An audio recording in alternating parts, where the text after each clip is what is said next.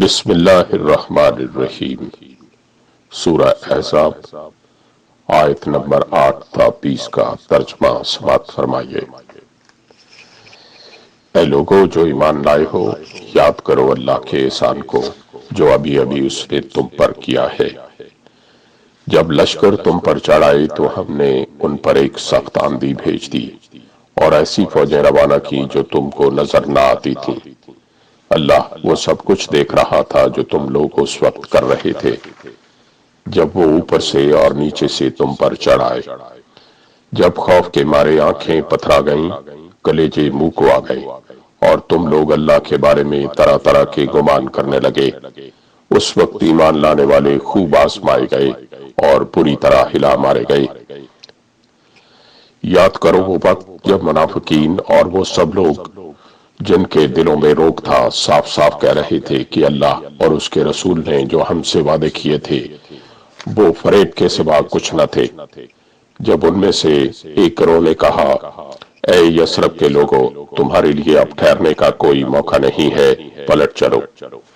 جب ان کا ایک فریق یہ کر نبی سے رخصت طلب کر رہا تھا کہ ہمارے گھر خطرے میں ہے، حالانکہ وہ خطرے میں نہ تھے، دراصل وہ محاذ جنگ سے بھاگنا چاہتے تھے۔ اگر شہر کے اطراف سے دشمن گھس آئے ہوتے اور اس وقت انہیں فتنے کی طرف دعوت دی جاتی تو یہ اس میں جا پڑتے اور مشکل سے ہی انہیں شریک فتنہ ہونے میں کوئی تعامل ہوتا۔ ان لوگوں نے اس سے پہلے اللہ سے عہد کیا تھا کہ یہ پیٹھ نہ پھیریں گے اور اللہ سے کیے ہوئے عہد کی باز پرس تو ہونی ہی تھی۔ اے نبی صلی اللہ علیہ وآلہ وسلم، ان سے کہو اگر تم موت یا قتل سے بھاگو تو یہ بھاگنا تمہارے لیے کچھ بھی نفع بخش نہ ہوگا۔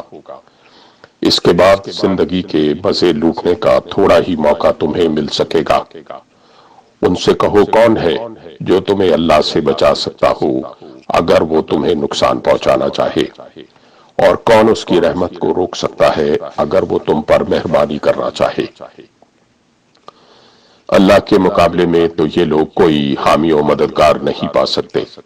اللہ تم میں سے ان لوگوں کو خوب جانتا ہے جو جنگ کے کام میں رکاوٹیں ڈالنے والے ہیں، جو اپنے بھائیوں سے کہتے ہیں کہ آؤ ہماری طرف، جو لڑائی میں حصہ لیتے بھی ہیں تو بس نام گنانے کو، جو تمہارا ساتھ دینے میں سخت بخیل ہیں۔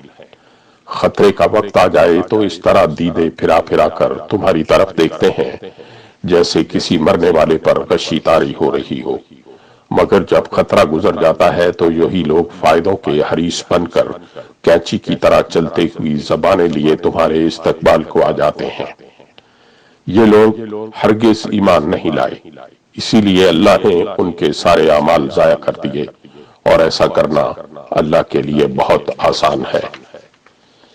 یہ سمجھ رہے ہیں کہ حملہ آور گروہ ابھی گئے نہیں ہیں، اور اگر وہ پھر حملہ آور ہو جائیں تو ان کا جی چاہتا ہے کہ اس موقع پر یہ کہیں صحرا میں بدوؤں کے درمیان جا بیٹھیں اور وہیں سے تمہارے حالات پوچھتے رہیں، تاہم اگر یہ تمہارے درمیان رہے بھی تو لڑائی میں کم ہی حصہ لیں گے۔ صدق اللہ العلی العظیم۔